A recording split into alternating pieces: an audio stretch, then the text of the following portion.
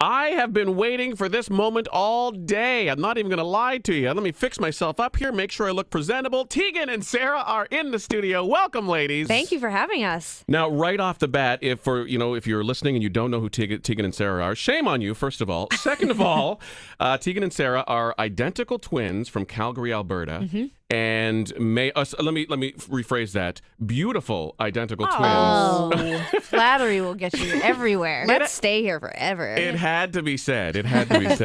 Now, when we talk about, your identical twins, the competition immediately, for me anyhow, the first thing that comes to mind is a competition. So who's prettier? Fight. No. We've always been so lucky that I feel like, well, maybe we're not lucky. Maybe our therapy bills will prove that this wasn't true. But in a strange way, no one pitted us against each other. We were always seen as like a unit our whole lives. So it's like the funnier or prettier Sara appeared, I got the benefit of that. People thought I was funnier or prettier. So twins actually are less competitive than people think.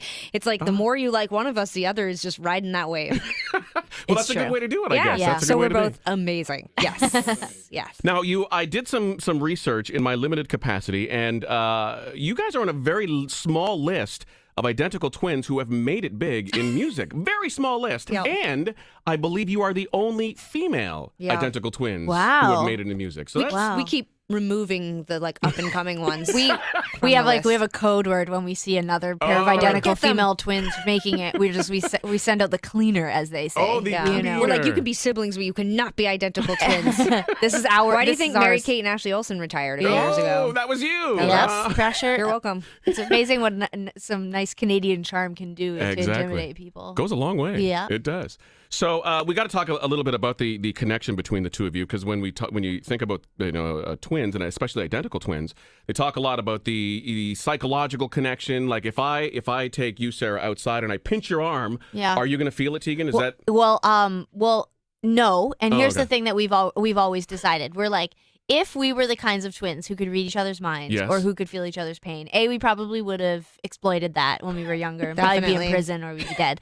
And then two, if we could have read each other's minds and there was some kind of mysticism or some kind of magic happening, I don't know that I would have chose to, work and struggle and build a career for 13 years. I would have been, Tegan and I always say, we would have just gone to Vegas and immediately started some sort of scam. This was way harder and less satisfying and not as monetarily rewarding as, that sort of thing. But we are very connected. You're right. And there's something special about siblings who sing together. I think this is ultimately why there have been so many sibling bands, or why so many famous bands, from the 60s, 70s, and 80s, had a lot of multiple vocalists. There's something about when humans sing together, but especially ones that are related, you can just create these harmonies that are very difficult to do. So that's our special talent. When people are like, can you read each other's minds? I was like, no, I can sing with her over the roar of a giant crowd, or when people are that's our special talent. Nice. Yeah. And so conversely, you're very connected. Do you get on each other's nerves? Are there points where you're like, oh, just walk away? Sure.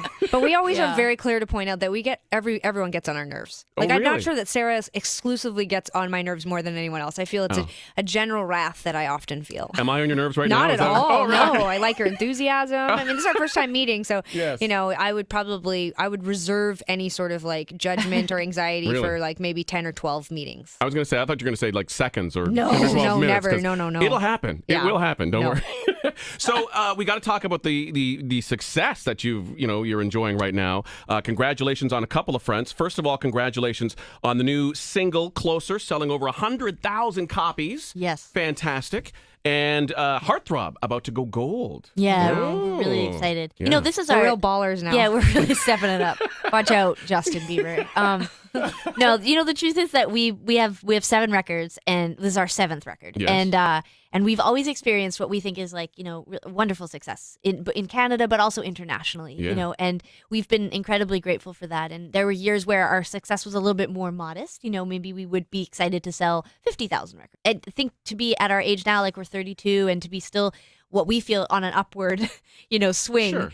We haven't plateaued yet. We're not a heritage act yet. So I think that we're, we just feel really lucky, and all of this success around Heartthrob, which is fairly new to us, to be on commercial radio stations, to be, we're doing a lot more high profile television and high profile media.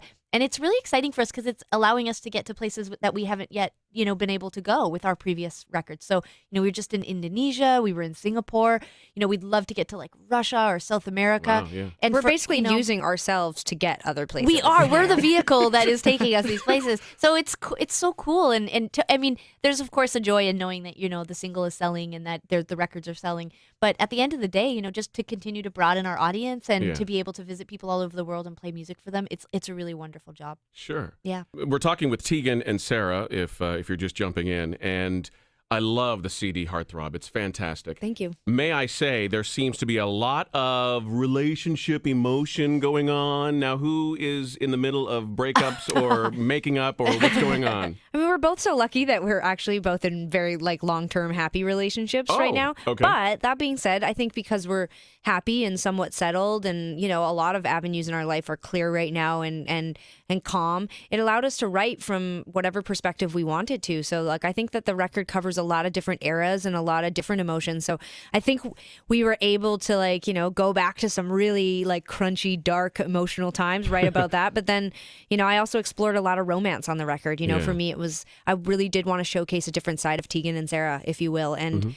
try to write some songs that people might make out to. I don't know. If you want to, you don't have to. You can just drive around and pump your fists too if you want. But if you want to make out, you can. So we're trying to get some variety out there about, about the world. So, but yeah, no, we're both quite pleasant right now. We're not in any sort of tortured state or anything like that. Don't worry about us. Okay. TNS are good. TNS, I like that. TNS but I like this record is it's poppy, but it's dark. It's emotional. We really give her on it. So. It does. Yeah, it goes up and down through the record. It's really cool. I like it a lot. Thank you. And when you talk about the different emotions on the record, I'm not the only one feeling it. People like Katy Perry and Taylor Swift are on board. They're calling you inspirational.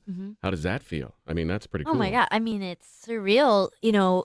These are people that we really admire, and in some strange way, sometimes I don't even feel like we're in the same universe with people like Taylor Swift and Katy Perry. We've always sort of been a little bit more of a marginal, I guess cult band, I guess you could say, so for us, if another local band would be I like Tegan and Sara, we'd be right on.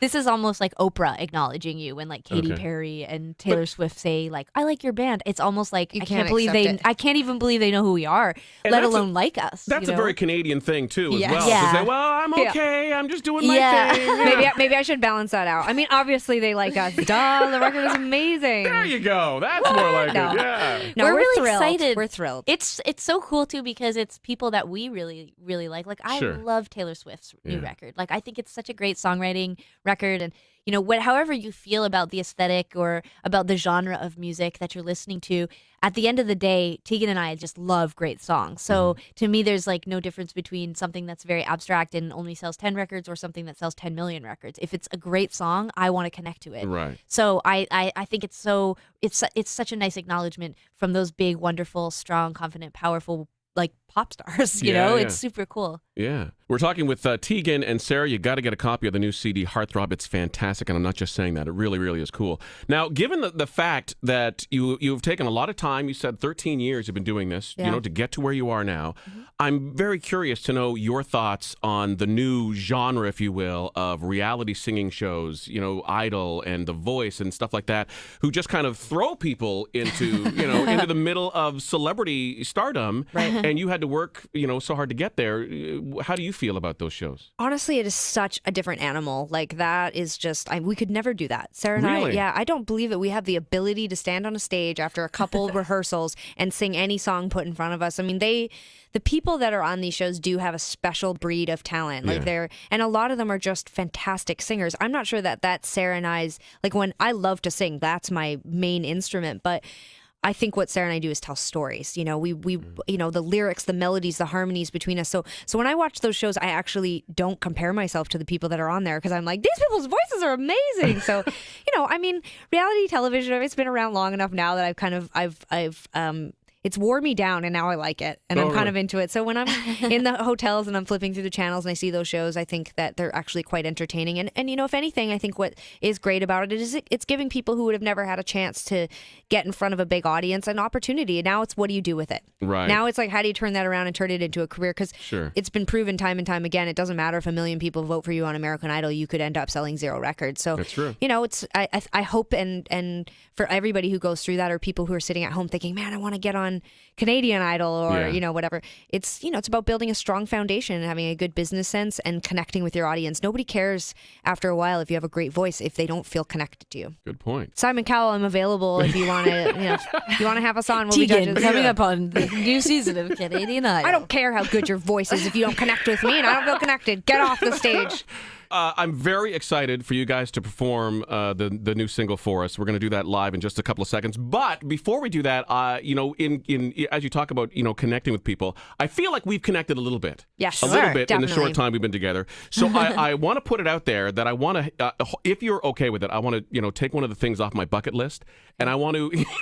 Tegan's like, what is he going to do? Let's find out. I want to be the meat in an identical twin sandwich. I want to take a picture of the three of us, Done. face to face. Can we do that? Is that Absolutely. okay? I love this idea. Really? Yeah, okay, of we're gonna course. make that happen. Fantastic! I'm very excited. That whole scenario could have gone in such a different I know, direction. yeah. So I'm Yeah. relieved if it's just that we have to do. You did That's use the word fine. meat, right? Yeah. At one point, I was like, uh-oh. I did. You're right. Okay. Well, that's okay. So that's all I can think about now. But okay. We're in. Okay. Back on track, Osborne. Back on track. Okay. So you're going to perform the new single for us. Tell us about the single and the message behind it. The new single is "I Was a Fool," Yeah. and the demo version of it was quite stripped down, just piano and guitar, and me singing some harmonies and Sarah's voice in there as well. And the producer Greg Kirsten, when he heard it, I'll never forget. He spun around in his chair and he said, "This is a pop song." And all the other producers that we had met with, they were all like, "We'd get an orchestra and we'll keep it stripped down." And I was all like, "No, I wrote this with Roxette and Rihanna and all these great pop stars in mind." And so I love the way that it turned out on the album, but it's a really exciting time for us because it is a single. We're getting to play it stripped down. So here it is in its original form, basically. An acoustic, heartbroken, kind of power ballad, if you will. Nice. Yeah. Okay. Here we go. Tegan and Sara, "I Was a Fool," live from the CHFI studios. This is 98.1 CHFI.